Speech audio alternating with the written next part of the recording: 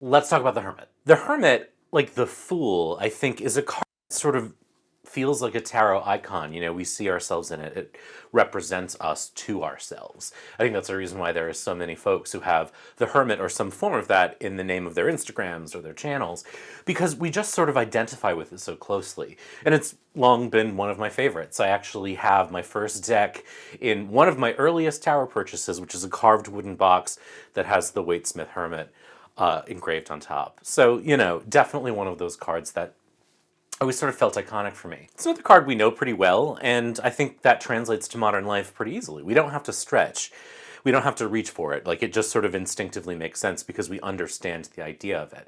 But it's a fun card because I think this one demonstrates how even just small little shifts in perception can really open up a card in a reading and just show you some interesting things that you hadn't seen before.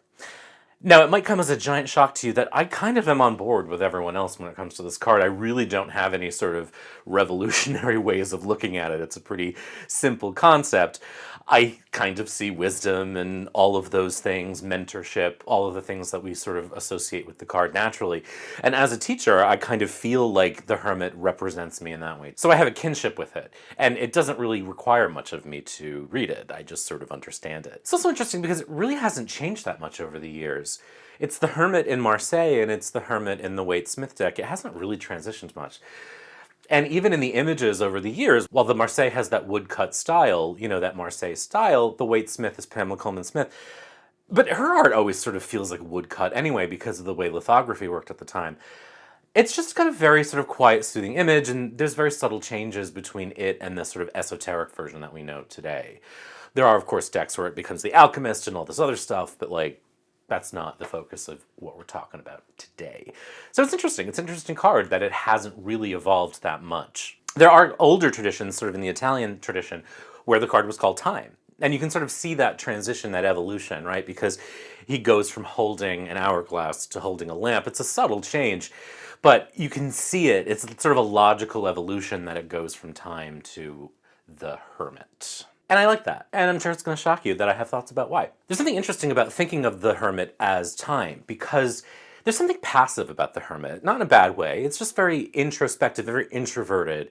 A little inert, though, right? But when you think about it as time, something kind of clicks. Something starts ticking. And time is a limited resource. There's always an end to it. And so it creates a little bit of a sense of urgency. So you could think of it, depending on the other cards in the context, like, if you want to know if it's a good time to sell your house, the Hermit might be saying, yeah, act now before time runs out. It's time to do it. Get there and get it done. And it's really cool to think of the Hermit in that way when we pair it with other cards, which we know I love to do. The Hermit and the Wheel of Fortune might suggest that a cycle is near its ending. It's not over yet, but the clock is ticking on it and it's going to run out. The Hermit and the Hanged Man might suggest an end to suffering, for example.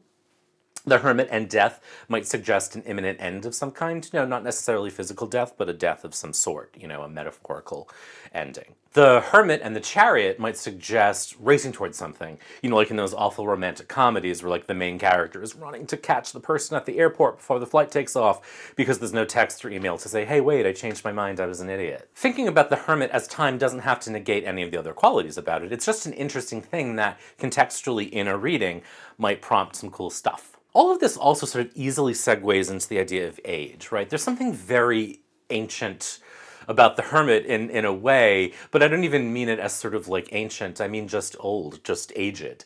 You know, there's all the wisdom that comes from being the Hermit. There's this idea of time, and there's this idea of aging. And I think that the Hermit then can represent anyone with experience, lived experience, anyone who is aging, anyone who is aged. And it's definitely sort of an avatar for age. And it's interesting because it actually comes relatively early in the deck, which I think is cool if you think about the order of the trumps, right? It's number 9. It's not that far along, which, you know, in the scheme of things, I think is kind of an interesting little metaphor in and of itself. Like, there's more after aging.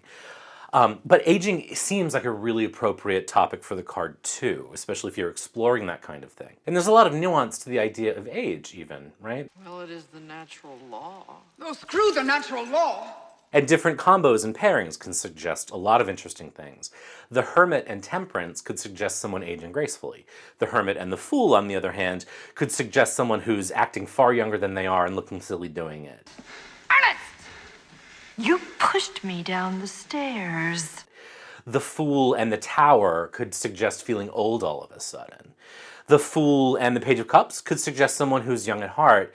Or the Fool and the Page of Swords could suggest someone who's old enough to know better, but is kind of intellectually or emotionally immature. Well, maybe more intellectually immature. The Page of Cups could suggest someone who's emotionally immature for their age. That's another context. And you can see how things shift that way too. It's not just one thing because I said it. In the context of a reading, you may have more clues to help you figure out what's what.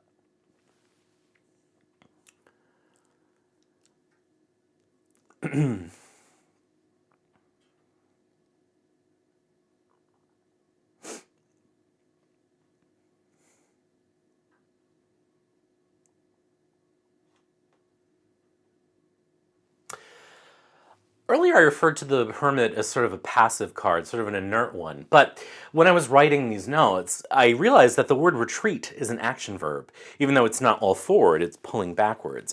It's an interesting thing in a reading. Again, just little subtle notes like this can be really fascinating. So if you're doing a reading about a conflict, a fight with a partner or a coworker or whatever, and the Hermit comes up, it could suggest retreating, like the solution to the conflict is you backing off. But the word retreat is also a noun, and if we think about it that way, the Hermit could represent any kind of retreat, something you go on. Not really a vacation, more of like a sort of self-care or a spiritual quest, or retreat is a good word for it, I can't think of another one, where you do retreat from the world to take care of yourself. A spa, rehab, even a writer's retreat. These kinds of things could be represented in the card too. If you're feeling like your creativity isn't flowing the way you want it to, maybe you need to retreat from the world a little bit and focus on that. If you're not feeling well emotionally, maybe you need to take a retreat and sort of reconstitute yourself emotionally. So again, when we think about what the Hermit does, not just what it is, we can find interesting nuances and readings there too. The Fool retreats.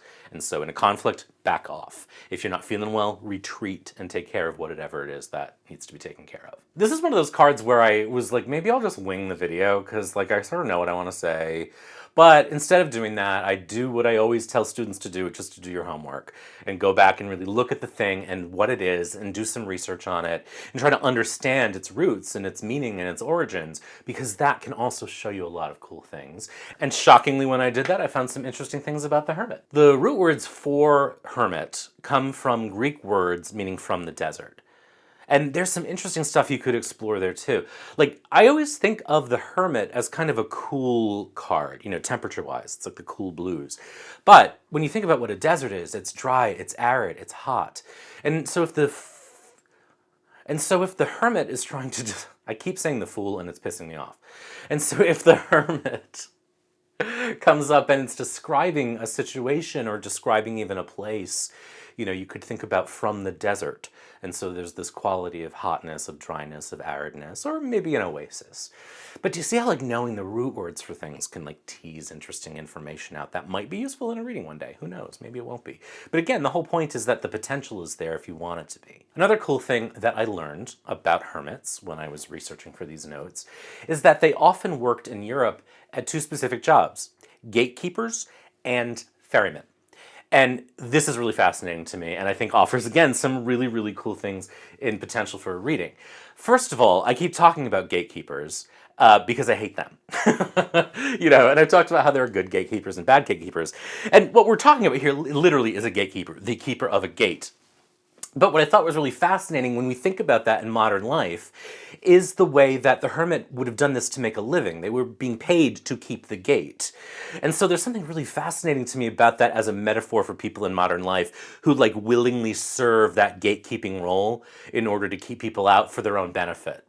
And so, that's not necessarily a meaning that I would reach for immediately when doing a reading with the hermit, but you get the point that in context, especially with a card like the High Priestess, there's maybe this symbiotic relationship of gatekeeping where these two people are really benefiting from keeping other people out.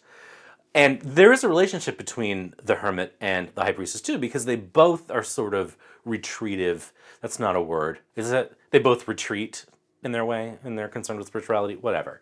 The point is they're connected in that way. Ferrymen are sort of iconic in a lot of literary traditions because obviously it was a job, they would ferry people around, but in a lot of myths and stories, there was always this sort of ferryman-like character who would carry someone across the river Styx or sort of guide the hero on their journey.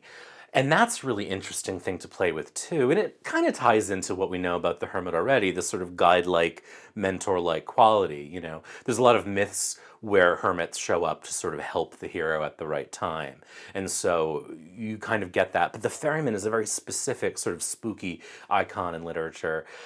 And again, if you think about it, they did what they did for money. They were earning money. And so in this case, it's someone who guides for pay. And there's nothing wrong with that. Therapists do that. So, the hermit could represent a therapist or a doctor, someone who guides, but it's their job. They're not doing it necessarily because it's just a spiritual quest that they're part of. And another thing that's really commonly associated with hermits, of course, is the idea of asceticism, of sort of retreating from, and not even retreating from, but denying yourself sensual pleasures, food, sex, money, entertainment, those sorts of things.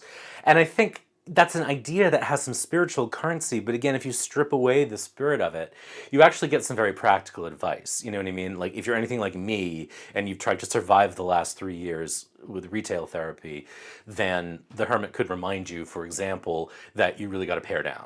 You got to live like a monk for a while. You got to be ascetic. You got to strip down. Or if you're feeling life is cluttered and you've got too much stuff, that's another way that the card could be showing up as representing sort of that ascetic part. So age, beauty, all of these things, time, money, are all sort of in this card, and it's really fascinating when you think about it. It's not revolutionary. I don't think I've blown up the hermit like I have some of the other cards. But again, when we sort of pull back the veils of the cards, we can see things that really apply to modern life, and that's the point. So, as always, where do you see the hermit in the world around you, and how do you interpret it in ways that are sort of grounded in the life we live? Hope you're enjoying this series. Hope you're doing well. Be good. We'll talk soon. Bye. Now a warning. Now a warning? Oh, God, I'm just falling apart.